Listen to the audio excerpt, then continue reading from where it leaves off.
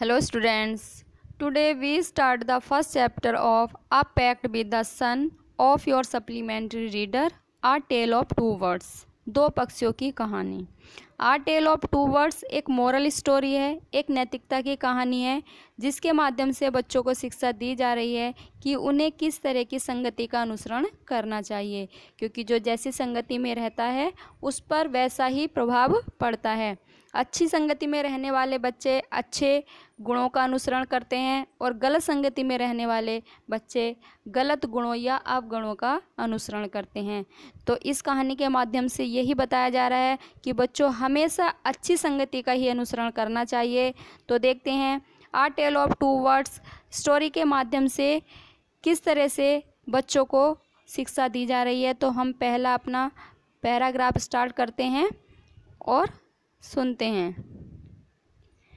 There once lived a bird and her two newborn babies in a forest. There once एक बार या एक समय की बात है कि a bird एक चिड़िया lived रहती थी and her two newborn babies और उसके दो नवजात बेबीज या शिशु in a forest एक जंगल में। यानी एक समय की बात है कि एक जंगल या एक वन में एक चिड़िया अपने दो बच्चों के साथ रहती थी। They had a nest in a tall shady tree and there the mother's bird took care of her little ones day and night. They had a nest उनका एक घोंसला था in a tall एक लंबे shady tree छाया युक्त पेड़ पर and there the mother bird और उनकी माता bird जो थी चिड़िया थी took care देखभाल करती थी of her little ones अपने छोटे छोटे बच्चों का day and night रात और दिन। One day there was a big storm एक दिन एक बड़ा तूफान बिग स्टॉर्म एक बड़ा तूफान आया। There was thunder lightning and rain thunder बादलों की गड़गड़ाहट लाइटनिंग बिजली चमक रही थी एंड रेन वर्षा हो रही थी and the wind blue down many trees और हवा ने बहुत सारे पेड़ गिरा दिए थे। The tall tree in which the birds lived also came down और वह टॉल ट्री वह बड़ा पेड़ भी इन विच द बर्ड्स लिव्ड जिस पर वे पक्षी रहते थे ऑल्सो केम डाउन वो भी नीचे गिर गया। A big heavy branch hit the nest and killed the bird a big एक बड़ी हैवी भारी ब्रांच यानी शाखा ने हिट द नेस्ट घोंसले पर लग गई एंड किल्ड द बर्ड और उसने पक्षी को या उस चिड़िया को मार दिया। यानी पेड़ की टूटकर एक ब्रांच एक शाखा जो है उसके घोंसले पर लगी और वह चिड़िया मर गई। Fortunately for the baby birds, the strong wind blew them away to the other side of the forest. Fortunately, सौभाग्यपूर्ण एक भारी द बेबी बर्ड्स जो वे बच्चे थे द स्ट्रॉन्ग विंड एक तेज हवा ब्लू दैम अवे उन्हें उड़ाकर ले गई to the other side of the forest यानी जंगल के दूसरी तरफ या दूसरी साइड जो है एक तेज हवा उन दोनों बच्चों को उड़ाकर ले गई। One of them came down near a cave उनमें से एक बच्चा तो केव यानी गुफा के पास आ गया। वेयर अ गैंग और रोवर्स लिव्ड जहाँ पर लुटेरों का गैंग यानी समूह रहता था लुटेरों का दल रहता था। The other landed outside a rishi's ashram a little distance away the other landed और दूसरा उतर गया आउटसाइड बाहर आ ऋषि आश्रम एक ऋषि के आश्रम के बाहर आ लिटिल डिस्टेंस अवे उससे कुछ दूरी पर। Day passed and the baby birds became big birds दिन बीतते गए और बेबी बर्ड्स वे छोटे बच्चे चिड़िया पक्षी जो थे बिकेम बिग बर्ड्स बड़े बर्ड्स बन गए बड़े पक्षी बन गए। One day the king of the country came to the forest to hunt one day एक दिन the king of the country उस शहर या उस नगर का राजा केम आया टू द फॉरेस्ट जंगल में टू हंट शिकार करने के लिए। He saw a deer and rode after it he saw a dear उसने एक हिरन को देखा एंड रोड आफ्टर इट और उसका पीछा किया। It ran deep into the forest followed by the king it ran deep into the forest वह जंगल में बहुत तेज भागा हिरन फॉलोड बाय द किंग क्योंकि राजा उसका पीछा कर रहा था।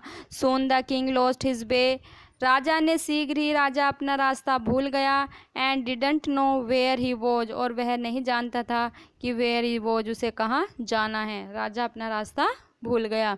ही rode on for a long time till he came to the other side of the forest. He rode on for यानी वह भटकता रहा, अ लॉन्ग टाइम एक लंबे समय तक, till he came to the other side of the forest जब तक वह जंगल की दूसरी साइड तक ना पहुंचा, या वह भटकते भटकते पीछा करते करते हिरन का जंगल की दूसरी साइड पहुंच गया।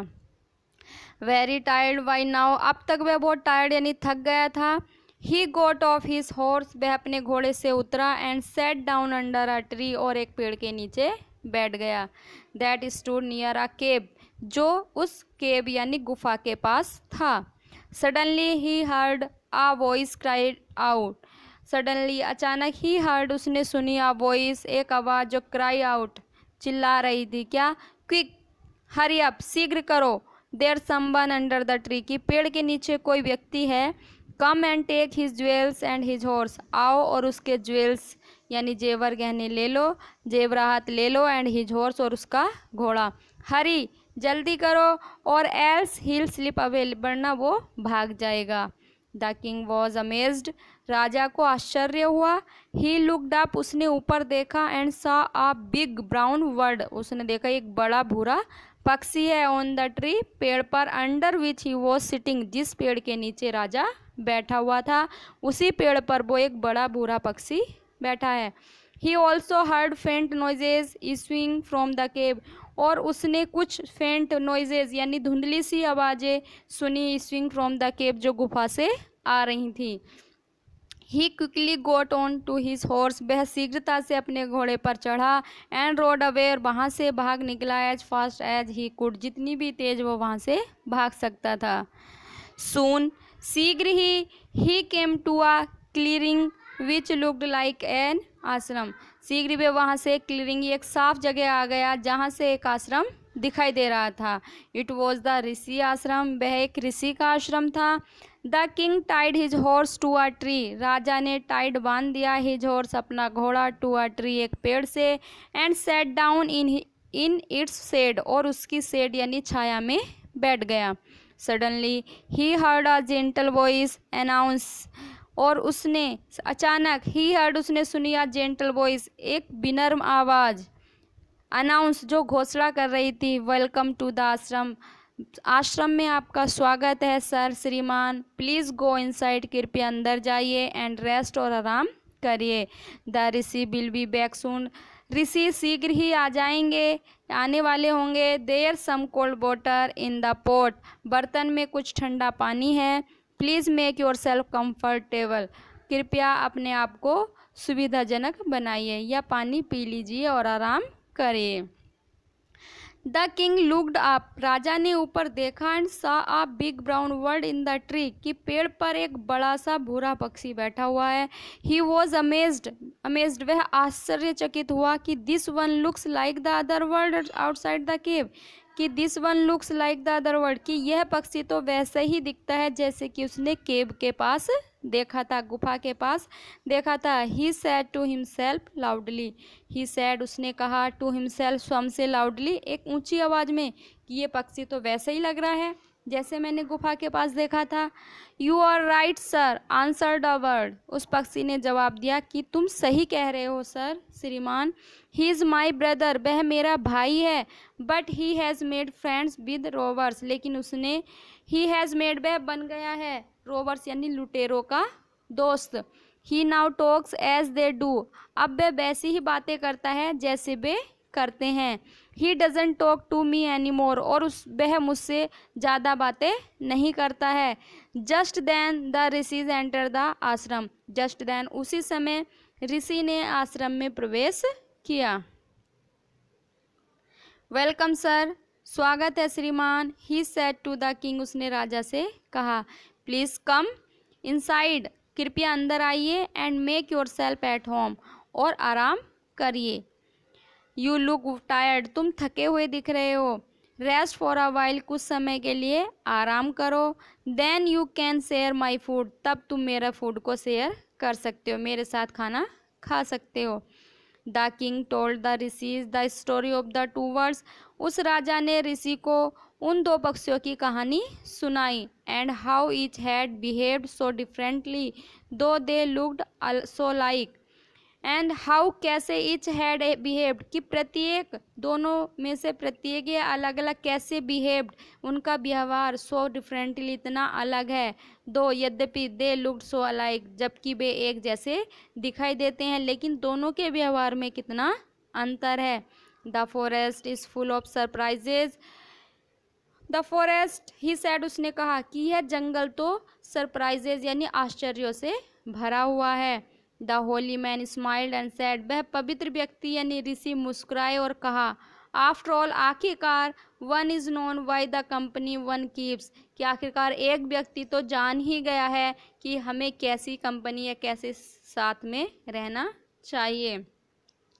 The world that word has always heard the talks of rovers, कि वह जो पक्षी है, इसका जो दूसरा भाई है, वो हमेशा रोवर्स यानी लुटेरों की ही बातें उसने सुनी। He imitates them and talks about roving people. He imitates them, उसने उनका ही अनुसरण किया। एंड टॉक्स, बातें करता है, अबाउट रोविंग पीपल, और हमेशा वो लुटेरे व्यक्तियों की ही बातें करता है। This one has repeated what he has always heard, और यह पक्षी वही रिपीटेड, वही दोहराता है जो यह हमेशा यहाँ इसने जो बातें सुनी हैं। ही वेलकम्स पीपल्स टू आश्रम, वह आश्रम में लोगों का स्वागत करता है। नाउ अब कम इनसाइड, अंदर आओ, एंड रेस्ट, आराम करो। I tell you more about this place and this birds, मैं तुम्हें इस स्थान और इन पक्षियों के बारे में और अधिक बताता हूँ। तो देखो स्टूडेंट्स, तो इस कहानी से पता लगा कि दोनों पक्षी अलग अलग गए। एक रोवर्स लुटेरों के पास गया, बचपन से उसने उनकी बातें सुनी, उन्हीं की तरह उसका व्यवहार हो गया। और एक पक्षी ऋषि के आश्रम में रहा, जिसने ऋषि को ही बचपन से सुनते आया है, तो उसका व्यवहार में कितना बड़ा फ़र्क हो गया। दोनों भाई एक जैसे दिखने वाले, और दोनों भाई होने के बावजूद भी दोनों के व्यवहार में कितना बड़ा फ़र्क आया। लेकिन हमेशा किस पक्षी को लोग पसंद करेंगे? जो ऋषि के पास रहता है, क्योंकि उसका व्यवहार बहुत अच्छा है। तो इसी कहानी से हमें यही शिक्षा मिलती है कि हमें हमेशा अच्छे लोगों की कंपनी में ही रहना चाहिए, अच्छे लोगों की संगति में ही रहना चाहिए, जिन्हें सब अच्छा मानते हैं उनसे अच्छी प्रेरणा लेनी चाहिए। कभी गलत कंपनी में हमें नहीं रहना चाहिए। Okay, thank you, take care.